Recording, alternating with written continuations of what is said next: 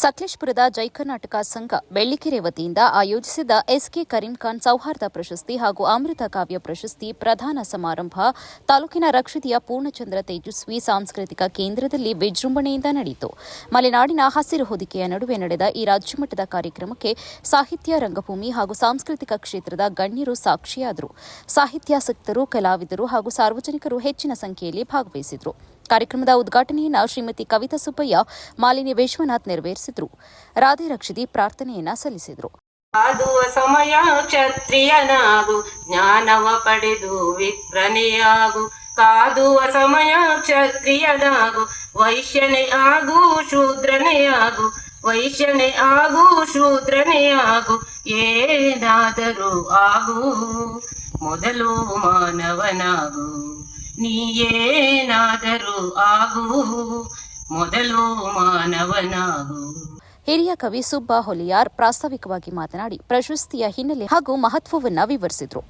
ಒಂದು ಸಂತೋಷ ಮತ್ತೆ ಸಂಭ್ರಮ ಏನಂತಂದ್ರೆ, ಈಗ ಪವಿತ್ರವಾದ ರಂಜಾನ್ ಉಪವಾಸ ನಡೆಯುತ್ತಿರುವ ಸಂದರ್ಭದಲ್ಲಿ ಈ ಕಾರ್ಯಕ್ರಮದ ಒಂದು ವಿಶೇಷ ಏನಂದ್ರೆ ಸೌಹಾರ್ದತೆಯನ್ನ ಮುಖ್ಯವಾಗಿ ಯೋಚನೆ ಮಾಡಿಕೊಂಡು ಈ ಕಾರ್ಯಕ್ರಮವನ್ನ ರೂಪಿಸ್ತಿದ್ದೀವಿ. ನಿಜವಾಗ್ಲೂ ನನಗೆ ಈ ವೇದಿಕೆಯನ್ನ ನೋಡ್ತಿದ್ರೆ ಬಸವಣ್ಣ ಹೇಳಿದ ಮಾತು ಅನುಭವ ಮಂಟಪದ ಹಾಗೆ ಇಡೀ ಸಮುದಾಯಗಳೆಲ್ಲವೂ ಸೇರಿ ಮತ್ತೆ ಅನೇಕ ಸಂದರ್ಭದಲ್ಲಿ ನಾವು ಒಂದು ವೇದಿಕೆ ನೋಡಿದ ತಕ್ಷಣ ಬಹುತೇಕ ನಾನು ನೋಡಿದ ಬಹುತೇಕ ಸಮಾರಂಭಗಳು ಅತಿ ಹೆಚ್ಚು ಪುರುಷರು ತುಂಬಿಕೊಂಡಿರ್ತಾರೆ. ಆದರೆ ಇವತ್ತು ಸರಿಸಮನಾಗಿ ಮಹಿಳೆಯರು ಪುರುಷರು ಇದ್ದಾರೆ ಎನ್ನುವ ಈ ಖುಷಿ ಇದೆಯಲ್ಲ, ಇದು ಬಹಳ ಮುಖ್ಯವಾದ ಅಂಶ ಅಂತ ನಾನು ಭಾವಿಸ್ತೀನಿ. ಅಲ್ಲಮನ ಒಂದು ಸಾಲು ನನಗೆ ನೆನಪಾಗ್ತದೆ.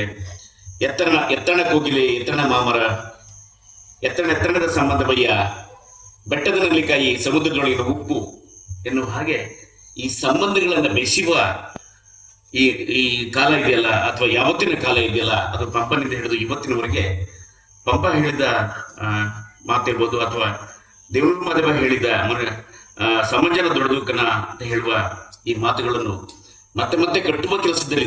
ಸಭೆಯನ್ನು ಉದ್ದೇಶಿಸಿ ಮಾತನಾಡಿದ ರಂಗಕರ್ಮಿ ಪ್ರಸಾದ್ ರಕ್ಷಿತಿ, ಜೈ ಕರ್ನಾಟಕ ಸಂಘ ಬೆಳ್ಳಿಕೆರೆ ಕಳೆದ 47 ವರ್ಷಗಳಿಂದ ಸಾಂಸ್ಕೃತಿಕ ಜಾಗೃತಿ ಬೆಳಗಿಸುತ್ತಾ ಇದ್ದು, ಕಲೆ, ಸಾಹಿತ್ಯ, ರಂಗಭೂಮಿ, ಸಾಕ್ಷರತೆ, ಆರೋಗ್ಯ, ಕೃಷಿ ಮತ್ತು ಪರಿಸರ ಸಂರಕ್ಷಣೆಯಂತಹ ಜನಪರ ಚಟುವಟಿಕೆಗಳಲ್ಲಿ ತೊಡಗಿಸಿಕೊಂಡಿರುವುದು ಹೆಮ್ಮೆಯ ವಿಚಾರ ಎಂದರು. ಸಕಲೇಶಪುರದ ಹೆಮ್ಮೆಯ ಪುತ್ರ, ರಂಗಭೂಮಿ ಮತ್ತು ಸಾಹಿತ್ಯ ಕ್ಷೇತ್ರದ ವಿಶಿಷ್ಟ ಸಾಧಕ ಎಸ್ಕೆ ಕರೀಂ ಖಾನ್ ಅವರ ಹೆಸರಿನಲ್ಲಿ ಸ್ಥಾಪಿಸಲಾದ ಸೌಹಾರ್ದ ಪ್ರಶಸ್ತಿ ಸಮಾಜದಲ್ಲಿ ಸಾಂಸ್ಕೃತಿಕ ಏಕತೆಯನ್ನು ಬಲಪಡಿಸುವ ಪ್ರಯತ್ನವಾಗಿದೆ ಎಂದು ಹೇಳಿದರು. ಈ ಸಾಲಿನ ಎಸ್ಕೆ ಕರೀಂ ಖಾನ್ ಸೌಹಾರ್ದ ಪ್ರಶಸ್ತಿ ಕೋಲಾರ ಜಿಲ್ಲೆಯ ಅಚ್ಯುತ ಕೆಜಿಎಫ್ ಅವರಿಗೆ ಪ್ರದಾನಿಸಲಾಯಿತು. ದಕ್ಷಿಣ ಕನ್ನಡ ಜಿಲ್ಲೆಯ ನೆಲ್ಲಿತೀರ್ಥದಲ್ಲಿ ಜನಿಸಿದ ಅವರು ಯಕ್ಷಗಾನ ಮತ್ತು ತುಳು ನಾಟಕಗಳ ಮೂಲಕ ರಂಗಭೂಮಿಗೆ ಪದಾರ್ಪಣೆ ಮಾಡಿ ನಂತರ ಕೆಜಿಎಫ್ನಲ್ಲಿ ನೆಲೆಸಿ ಹಲವು ಭಾಷೆಗಳ ನಡುವೆ ಸಾಂಸ್ಕೃತಿಕ ಸೇತುವೆಯನ್ನು ನಿರ್ಮಿಸಿದ್ದಾರೆ. 2003ರ ಕರ್ನಾಟಕ ನಾಟಕ ಅಕಾಡೆಮಿ ಪ್ರಶಸ್ತಿ ಪುರಸ್ಕೃತರಾದ ಅವರು ರಂಗ ಸಂಘಟಕ, ನಿರ್ದೇಶಕ ಹಾಗೂ ನಟನಾಗಿ ಬಹುಮುಖ ಸೇವೆಯನ್ನು ಸಲ್ಲಿಸಿದ್ದಾರೆ. ಮತ್ತೆ ಗಾಂಧೀಜಿ, ಇನ್ಯಾತಕ್ಕೆ ಕುಂತಿರುವುದು, ಆಡಿಕೊಳ್ಳಲು ಬ್ಯಾಡಿರಿ, ಹೀಗೆ ಹಲವು ನಾಟಕಗಳನ್ನು ರಚಿಸಿರುವ ಅಚ್ಯುತ ಅವರು ತಮಿಳಿನಿಂದ ಕನ್ನಡಕ್ಕೆ ಅನುವಾದಿಸಿ ರಂಗಕ್ಕೆ ತಂದಿರುವ ನಾಟಕಗಳಲ್ಲಿ ಅಶೋಕವನ, ಗಂಗಾವ ಹಿಡಿದು ಬರುತ್ತಾಳ ಮುಖ್ಯವಾದವು. ಸದಾ ಜನಪರ ಸಾಂಸ್ಕೃತಿಕ ಚಿಂತಕರಾಗಿರುವ ಇವರು ಸಮುದಾಯದ ಸಂಘಟನೆಯ ರಾಜ್ಯಾಧ್ಯಕ್ಷರಾಗಿಯೂ ದುಡಿದಿದ್ದಾರೆ. ತೆಲುಗು ಮತ್ತು ತುಳು ನಾಟಕಗಳನ್ನು ನಿರ್ದೇಶಿಸಿ ನಡೆಸಿರುವ ಅಚ್ಯುತ ನಿರಂತರವಾಗಿ ರಂಗ ಕಾಯಕ ಮಾಡುತ್ತಾ ಬಹುಭಾಷಾ ಸೌಹಾರ್ದತೆಯ ಪ್ರತೀಕವಾಗಿದ್ದಾರೆ. 100 ಬೀದಿ ನಾಟಕಗಳು ಹಾಗೂ ಇತರ ನಾಟಕಗಳನ್ನು ನಿರ್ದೇಶಿಸಿರುವ ರಂಗ ತರಬೇತಿ ಶಿಬಿರಗಳನ್ನು ನಡೆಸಿರುವ ಇವರು ನಡೆಸಿದ ನಾಟಕಗಳ ಸಂಖ್ಯೆ 80ಕ್ಕೂ ಹೆಚ್ಚು.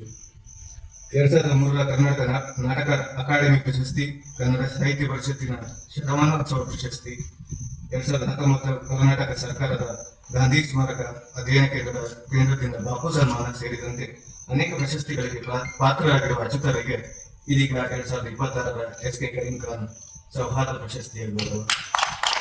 ಎಸ್ಕೆ ಕರೀಂ ಖಾನ್ ಅವರ ಕುಟುಂಬವರ್ಗದವರು ಹಾಗೂ ಕುಟುಂಬ ಜೊತೆಗೂಡಿ ಅಕಾಲಿಕವಾಗಿ ಅಗಲಿದ ಅಮೃತ ರಕ್ಷಿತಿಯವರ ಸ್ಮರಣಾರ್ಥ ನೀಡಲಾಗುವ ಅಮೃತ ಕಾವ್ಯ ಪ್ರಶಸ್ತಿ ಈ ಬಾರಿ ಇಬ್ಬರು ಯುವ ಸೃಜನಶೀಲರಿಗೆ ಪ್ರದಾನಿಸಲಾಯಿತು. ಹಾವೇರಿ ಜಿಲ್ಲೆಯ ಮಧು ಕಾರಗೆ ಅವರಿಗೆ ಪ್ರಶಸ್ತಿ ನೀಡಿ ಗೌರವಿಸಲಾಯಿತು. ಶ್ರವಣ ದೋಷವನ್ನ ಮೀರಿ ಕಾವ್ಯ ಸೃಷ್ಟಿಯಲ್ಲಿ ತೊಡಗಿಸಿಕೊಂಡಿರುವ ಅವರು ಕನಸುಗಳ ಚೀಲ ಮತ್ತು ತೆರೆದ ಬಾಗಿಲು ಕವನ ಸಂಕಲನಗಳ ಮೂಲಕ ಸಾಹಿತ್ಯ ವಲಯದಲ್ಲಿ ಗುರುತಿಸಿಕೊಂಡಿದ್ದಾರೆ. ದೊಡ್ಡಬಳ್ಳಾಪುರ ತಾಲೂಕಿನವರಾದ ತಾಲೂಕಿನ ಚಿಕ್ಕನಹಳ್ಳಿಯವರು ಚನ್ನಕೃಷ್ಣಪ್ಪ ಹನುಮಕ್ಕ ಅವರ ಪುತ್ರರಾಗಿ 1996 ಜುಲೈ 6ರಂದು ಜನಿಸಿದ ವಿನಯ್ ಗುಂಟೆ ಬೆಂಗಳೂರು ವಿಶ್ವವಿದ್ಯಾನಿಲಯದಲ್ಲಿ ಕನ್ನಡ MA ಪದವಿಯನ್ನು ಪಡೆದು ಪ್ರಸ್ತುತ ಅಲ್ಲಿ PhD ಅಧ್ಯಯನ ಮಾಡುತ್ತಿದ್ದಾರೆ. ಸೃಜನಶೀಲ ಬರಹಗಾರರಾಗಿರುವ ಇವರ ಕಥೆಗಳು ವಿಜಯ ಕರ್ನಾಟಕ ದೀಪಾವಳಿ ವಿಶೇಷಾಂಕ 2022 ಮತ್ತು 23ರಲ್ಲಿ ಹಾಗೂ ಕಥಾ ಸಂಕ್ರಾಂತಿ 2024 ಮತ್ತು ಅಕ್ಷರ ಸಂಗಾತ ಮಾಸಪತ್ರಿಕೆಯಲ್ಲಿ ಪ್ರಕಟವಾಗಿವೆ. 2023ರ ಪ್ರಹ್ಲಾದ್ ಅಗಸನಗಟ್ಟೆ ಕಥಾ ಪ್ರಶಸ್ತಿ ಗಳಿಸಿರುವ ಇವರ ಕಥೆಗಳು 2024ರ ಟೋಟೋ ಪುರಸ್ಕಾರದ ಮೊದಲ 3ರಲ್ಲಿ ಸ್ಥಾನ ಪಡೆದಿರುವುದು ಇವರ ಹೆಗ್ಗಳಿಕೆ. ಹಾಗೆ ಇವರ ಮೊದಲ ಕಥಾ ಸಂಕಲನ ಬನದ ಕರಡಿ ಮತ್ತು ಇತರ ಕಥೆಗಳು ಪ್ರಕಟವಾಗಿದ್ದು ಓದುಗರಿಂದ ಅಪಾರ ಮೆಚ್ಚುಗೆ ಗಳಿಸಿದೆ. ಅಮೃತ ರಕ್ಷಿತಿ ಅವರ ನೆನಪಿನಲ್ಲಿ ನಾಡಿನ ಯುವ ಪ್ರತಿಭಾವಂತರಿಗೆ ನೀಡಲಾಗುತ್ತಿರುವ 2026ರ ಅಮೃತ ಕಾವ್ಯ ಪ್ರಶಸ್ತಿಯನ್ನು ಬಹುಮುಖ ಪ್ರತಿಭೆಯ ವಿನಯ್ ಗುಂಟೆ ಅವರಿಗೆ ನೀಡುವ ಮೂಲಕ ಪ್ರೀತಿಯಿಂದ ನಾವೆಲ್ಲರೂ ಕೂಡ ಗೌರವಿಸುತ್ತಿದ್ದೇವೆ. ಪ್ರಸಾದ್ ಅವರು ನಾನು ಈ ಹೊರಗಡೆ ಬೇರೆ ಬೇರೆ ಅವರ ಚಟುವಟಿಕೆಗಳು, ಅವರ ಬರಹಗಳು ಮತ್ತು ವಾಟ್ಸಪ್ಗಳಲ್ಲಿ ಅವರ ಮೆಸೇಜ್ಗಳು ಇವುಗಳನ್ನು ನೋಡಿ ಅವರ ಪರಿಚಯ ಆಗಿರುವಂಥದ್ದು. ಅಂದರೆ ನೇರವಾದ ಮುಖದ ಪರಿಚಯ ಇಲ್ಲ. ಅದೇ ರೀತಿ ಸುಬ್ಬು ಸರ್ ಅವರ ಪರಿಚಯ ಕೂಡ ನನಗೆ ಇಲ್ಲ. ಬಟ್ ಅವರ ಅಂಕಣಗಳನ್ನು ಓದ್ತಾ ಇದ್ದೆ. ಅವರು ನಮ್ಮ ಜಿಲ್ಲೆಗೆ ಬಂದು ಹೋದಾಗ ಎಲ್ಲ ದಲಿತ ಸಂಘರ್ಷ ಸಮಿತಿಯ ಚಟುವಟಿಕೆಗಳು ನಡೀತಾ ಇದ್ದಂಥ ಸಂದರ್ಭದಲ್ಲಿ ಇವತ್ತಿಗೂ ಕೂಡ ಅವರು ಬರ್ತಾ ಇರ್ತಾರೆ. ಹಾಗೆ ಅವರು ಪ್ರಸಾದ ಒಂದು ಬಗೆಯಿತು ಬಂತೆ ಶ್ರವಣ ದೋಷ ನನ್ನ ಪಾಲಿನದಾಯಿತು. ಆ ಎಳೆಯ ವಯಸ್ಸಿನಲ್ಲಿ ಇದನ್ನು ಸ್ವೀಕರಿಸುವುದು ಅಷ್ಟೊಂದು ಸುಲಭವಾಗಿರಲಿಲ್ಲ. ಶಾಲೆಯನ್ನು ಬಿಡಬೇಕು ಎನ್ನುವಷ್ಟರ ಮಟ್ಟಿಗೆ ಹೋಗಿದ್ದ ಆ ಸಮಯದಲ್ಲಿ ನನ್ನಲ್ಲಿ ಒಂದು ಹೊಸ ಬೆಳಕು ಮೂಡಿಸಿದ್ದು. 2 ಕೈಗಳು ಇಲ್ಲದೆಯೇ ಅಂತಾರಾಷ್ಟ್ರೀಯ ವಿಮಾನ ಚಾಲಕಿಯಾದ ಮತ್ತು ಕರಾಟೆಯಲ್ಲಿ ಬ್ಲ್ಯಾಕ್ ಬೆಲ್ಟ್ ಚಾಂಪಿಯನ್ ಆದ, ನೀರಿನಲ್ಲಿ ಮೀನು ಸಹ ಈಜುವಂತ ಜೆಸಿಕಾ ಪಾರ್ಕರ್ ಸ್ಫೂರ್ತಿದಾಯಕ ಕಥೆ.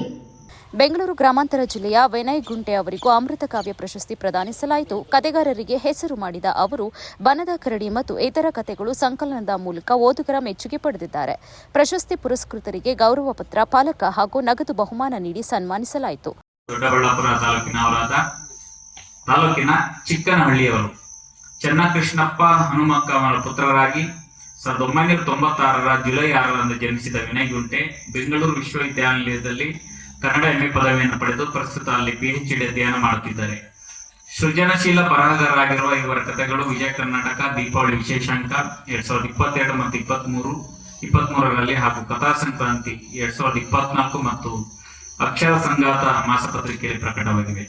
2023ರ ಪ್ರಹ್ಲಾದ್ ಅಗಸನಗಟ್ಟೆ ಕಥಾ ಪ್ರಶಸ್ತಿ ಗಳಿಸಿರುವ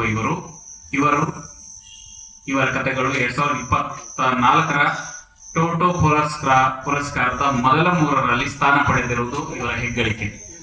ಹಾಗೆ ಇವರ ಮೊದಲ ಕಥಾ ಸಂಕಲನ ಬನದ ಕರಡಿ ಮತ್ತು ಇತರ ಕಥೆಗಳು ಪ್ರಕಟವಾಗಿದ್ದು ಓದುಗರಿಂದ ಅಪಾರ ಮೆಚ್ಚುಗೆ ಗಳಿಸಿದೆ.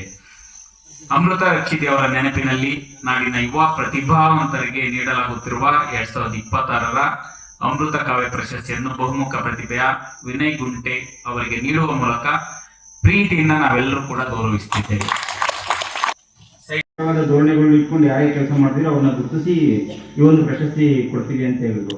ಅದಾದ್ಮೇಲೆ ಅವತ್ತಿನ ದಿವಸ 2ನೇ ಖುಷಿ ಕೇಳಿ ತುಂಬ ಖುಷಿ ಆಯಿತು ಅವತ್ತು. ಇನ್ನು ನಾನು ನನ್ನ ಕಥೆಗಾರ ಅಥವಾ ಬರಹಗಾರ ಆಗಿದ್ದು ಹೇಗೆ ಅಂತ ಹೇಳಬೇಕು ಅಂತಂದರೆ, ನಾನು ಯಾವತ್ತೂ ಕನಸಲ್ಲಿ ಕೂಡ ಅಂದ್ಕೊಂಡಿರಲಿಲ್ಲ ನಾನು ಒಬ್ಬ ಬರಹಗಾರ ಆಗ್ತೀನಿ, ಕಥೆಗಾರ ಆಗ್ತೀನಿ, ನಾನು ಪುಸ್ತಕ ಬರಿತೀನಿ ಅಂತ.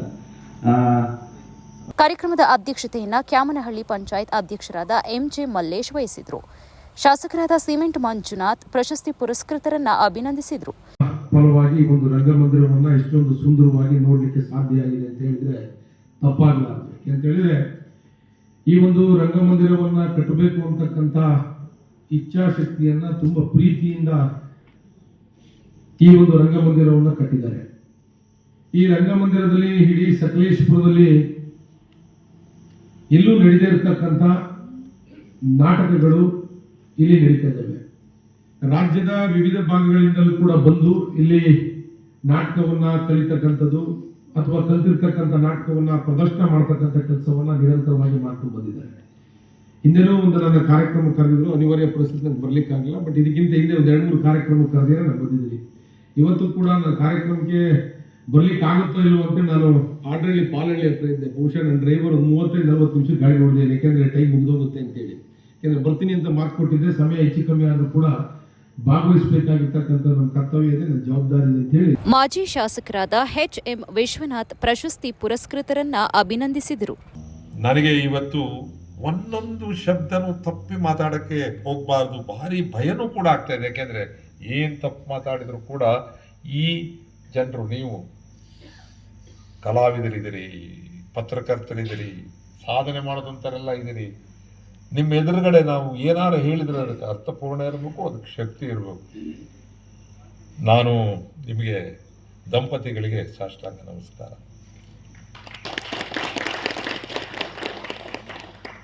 ತಪ್ಪಾಗಿದೆ, ಲೇಟ್ ಆಗಿದೆ.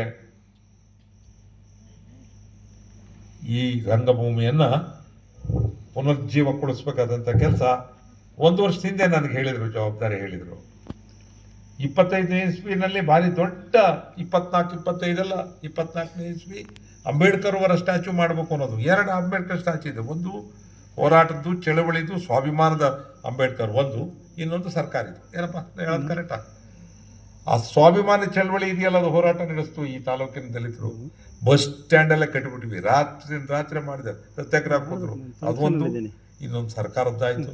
2ನೇದು ಹೇಮಾವತಿ ಈ ಸ್ಟ್ಯಾಚ್ಯೂನ ನಮ್ಮ ಇಲ್ಲೇ ನಮ್ಮ ಸ್ನೇಹಿತರುಗಳೆಲ್ಲ ಇಲ್ಲೇ ಪರಮೇಶ್ ಅವರೆಲ್ಲ ಮಿತ್ರರೆಲ್ಲ ಸೇರಿ ಮಾಡಿದರು. ನಮಗೊಂದಿತ್ತು, ಯಾಕೊಂದು ನಾವೊಂದು ಮಾಡಬಾರ್ದು ಅಂತೇಳಿ ಕೆಂಪೇಗೌಡರನ್ನ ಮಾಡಿದ್ರು. ಭಾರಿ ದೊಡ್ಡ ಒಳ್ಳೆ ಜಾಗ ಸಿಕ್ತು. ಒಳ್ಳೆ ಜಾಗ ಸಿಕ್ಕಿದ್ದಲ್ಲ, ಪಡ್ಕೊಂಡಿದ್ದು. ಎಲ್ಲರಿಗೂ ಹೇಳ್ತೇನೆ, ಯಾರು ನಿಮ್ಮ ಮನೆಗೆ ಕೊಡಲ್ಲ, ತಗೋಬೇಕು. ಸಾಧ್ಯ ಆಗಲ್ಲ ಅಂದರೆ ಕಿತ್ಕೋಬೇಕು. ಕಿತ್ಕೊಂಡ್ವಿ ನಾವಲ್ಲಿ ರಾಷ್ಟ್ರೀಯ ಹೆದ್ದಾರಿನಲ್ಲಿ. ಊರೆಲ್ಲ ಶೆಡ್ ಹಾಕೋರು, ಕಿತ್ವಿ, ಕಟ್ಟಿದ್ವಿ, ಮತ್ತೆ ವಾಪಸ್ಸು ಸಮಾಜಕ್ಕೆ ಕೊಟ್ವಿ. ರಂಗ ನಿರ್ದೇಶಕರು ಹಾಗೂ ನೀನಾಸಂ ಹೆಗ್ಗೋಡು ಮಾಜಿ ಪ್ರಾಂಶುಪಾಲರಾದ ಕೆಜಿ ಮಹಾಬಲೇಶ್ವರ ತಮ್ಮ ಅಭಿಪ್ರಾಯ ವ್ಯಕ್ತಪಡಿಸಿದರು. ನಿಸರ್ಗದೊಳಗಿನ ಅಮೃತ ಅವಳು. ನಿಸರ್ಗದೊಳಗಿನ ಅಮೃತ ಅಂತಂದ್ರೆ ಹಾಲು ಅಂತ, ಸುಧೆ ಅಂತ. ಅವಳು ಅಮೃತವಾಗಿದ್ದು, ಅವಳ ಮನಸ್ಥಿತಿ ಅಮೃತವಾಗಿತ್ತು. ಅವಳ ದೈಹಿಕ ಸ್ಥಿತಿಗತಿಗಳು ಸ್ವಲ್ಪ ಒಳ್ಳೆಯದಾಗಿತ್ತು. ಆಮೇಲೆ ಏನಾಯ್ತು, ನಿಧಾನ ನೋಡ್ತಾ ಹೋಗಿ ಆ ಚಿತ್ರಗಳನ್ನು ನೀವು ನಿಧಾನ ನೋಡ್ತಾ ಹೋಗಿ, ಕೆಂಪು ಹಳದಿಗಳ ಮಿಶ್ರಣ ಮಾಡ್ತಾ ಹೋಗ್ತಾಳೆ. ಹೂ ಬರೀತಾಳೆ, ಹೂ ಬರೆದ್ರೆ ಅದ್ರ ಕೆಂಪು ಮತ್ತು ಹಳದಿ ಮಿಶ್ರಗಳಿವೆ. ಆ ತೊಟ್ಟಿನ ಹತ್ತಿರದಲ್ಲಿ ಒಂದು ಕಪ್ಪು ಇಟ್ಟಿದ್ದಾಳೆ. ಅದನ್ನು ನೋಡಿದಾಗ ಏನೋ ಒಂದು ಹೊಸ ರೀತಿಯಲ್ಲಿ ಇದೆಯಲ್ಲ. ಇದು ಒಂದು ಕೇವಲ ಸಂಕೇತ ಅಲ್ಲ. ಕೆಲವರಿಗೆ ಏನಾಗ್ಬಿಟ್ಟಿದೆ ಅಂತಂದ್ರೆ ಸಂಕೇತ ಮತ್ತು ಪ್ರತಿಮೆಗಳ ಅರ್ಥ ಗೊತ್ತಿರೋದಿಲ್ಲ, ಮಾತಾಡ್ಬಿಡ್ತೀವಿ ನಾವು. ಅದೊಂದು ದೊಡ್ಡ ಪ್ರತಿಮೆಯಾಗಿತ್ತು. ಅವಳ ಭಾವ ಪ್ರಪಂಚದ ಅನೇಕ ಸತ್ಯಗಳನ್ನು ಹೇಳುವ ಒಂದು ಹೂವು. ಕೆಎಂಸಿ ಮಣಿಪಾಲದ ವಾಕ್ ಶ್ರವಣ ತಜ್ಞರಾದಂತಹ ಡಾಕ್ಟರ್ ಕಿಶನ್ ಮಾತನಾಡಿದರು. ಅವಳನ್ನ ಟ್ರೀಟ್ ಮಾಡುವಾಗ ನಾನು ಅವಳಲ್ಲಿ ನೋಡಿದಂಥ ಒಂದು ಲೈಟ್ ಅಂತ ಹೇಳ್ಬೋದು. ಅವಳಿಗೆ ಸೈಕಾಲಜಿಕಲ್ ಇಶ್ಯೂಸ್, ಅದರೊಟ್ಟಿಗೆ ಒಂದು ಕಿವಿ ತೊಂದರೆ, ಶ್ರವಣ ದೋಷ ಅಂತ ನಾವು ಹೇಳ್ತೀವಿ. ಶ್ರವಣ ಎಷ್ಟು ಇಂಪಾರ್ಟೆಂಟ್ ಅಂತ ಹೇಳಿದ್ರೆ, ಈಗ ಈ ಸಂದರ್ಭದಲ್ಲಿ ನಾವೆಲ್ಲರೂ ಯಾರೆಲ್ಲ ಏನು ಮಾತಾಡಿದ್ರು ಅದನ್ನು ಕೇಳಿಸ್ಕೊಂಡು ಕೈ ತಟ್ಟಿದ್ರು, ಸಂತೋಷಪಟ್ಟು, ಅದೇ ಇದೇ ವೇದಿಕೆಯಲ್ಲಿ ಒಬ್ಬರು ಶ್ರವಣ ದೋಷ ಇರೋವಂಥವ್ರು ಸುಮ್ಮನೆ ನೋಡ್ತಾ ಇದ್ದಾರೆ, ಏನಾಗ್ತಾ ಇದೆ ಅಂತ ಗೊತ್ತಿರೋದಿಲ್ಲ. ಅಷ್ಟು ಒಂದು ಇಂಪಾರ್ಟೆಂಟ್ ನಮಗೆ ಶ್ರವಣ ಶಕ್ತಿ. ಸ್ವಾಗತವನ್ನ ಹೆತ್ತೂರು ನಾಗರಾಜ್ ನೆರವೇರಿಸಿದ್ರು. ವೈಯಕ್ತಿಕವಾಗಿ ನಮ್ಮ ಅಣ್ಣನಂತೆ ತಂದೆಯ ಸ್ಥಾನದಲ್ಲಿ ನಿಂತಿರ್ತಕ್ಕಂಥ ವಿಶ್ವಣ್ಣ ಅವರು ಬಂದಿದ್ದಾರೆ. ಅವರಿಗೆಲ್ಲರ ಪರವಾಗಿ ನಾನು ಸ್ವಾಗತವನ್ನು ಕೋರ್ತೇನೆ. ಹಾಗೆ ಕರೀಂ ಖಾನ್ ಪ್ರಶಸ್ತಿ ಪುರಸ್ಕೃತರು ಈಗಾಗಲೇ ನಿಮಗೆ ಗೊತ್ತು. ಅವರ ಕುಟುಂಬ ಕೂಡ ಇದೆ. ಆ ಕುಟುಂಬ ಅವರ ಉದ್ಯಮಿಗಳಾದ ಕೆಎಸ್ ಪವನ್ ಕುಮಾರ್ ಸೋಮಣ್ಣ ಉಪಸ್ಥಿತರಿದ್ದರು. ಸಮಾರಂಭದ ಉದ್ಘಾಟನೆಯನ್ನ ಶ್ರೀಮತಿ ಕವಿತಾ ಸುಬ್ಬಯ್ಯ ಹಾಗೂ ಶ್ರೀಮತಿ ಮಾಲಿನಿ ವಿಶ್ವನಾಥ್ ನೆರವೇರಿಸಿದರು. ವಂದನಾರ್ಪಣೆಯನ್ನ ಸತೀಶ್ ಬೆಳ್ಳಿಕೆರೆ ಸಲ್ಲಿಸಿದ್ರು. ಸಮಾರಂಭದ ನಿರ್ವಹಣೆಯಲ್ಲಿ ರಾಜಶೇಖರ್ ಕೆಎಸ್ ಸಹಕರಿಸಿದ್ರು. ವೇದಿಕೆಯಲ್ಲಿ ಎಸ್ಕೆ ಕರೀಂ ಖಾನ್, ಕುಟುಂಬ ವರ್ಗದ ತೌಫಿಕ್ ಅಹಮದ್, ತನ್ನೀರ್ ಅಹಮದ್ ಉಪಸ್ಥಿತರಿದ್ದರು. ಶಕುಂತಲಾ ಹಾಜರಿದ್ದರು. ಕಾರ್ಯಕ್ರಮದಲ್ಲಿ ಕಲಾಪ್ರಿಯ, ಮಂಜು, ಗ್ಯಾರಂಟಿ ರಾಮಣ್ಣ, ಮಂಗಳೂರಿನ ಮುನೀರ್ ಕಾಟಿಪಾಳ್ಯ, ಬೆಂಗಳೂರಿನ ನವೀನ್, ಸೂರಂಜೆ, ಇರ್ಷಾದ್ ಉಪ್ಪಿನಂಗಡಿ ಇತರರು ಹಾಜರಿದ್ದರು.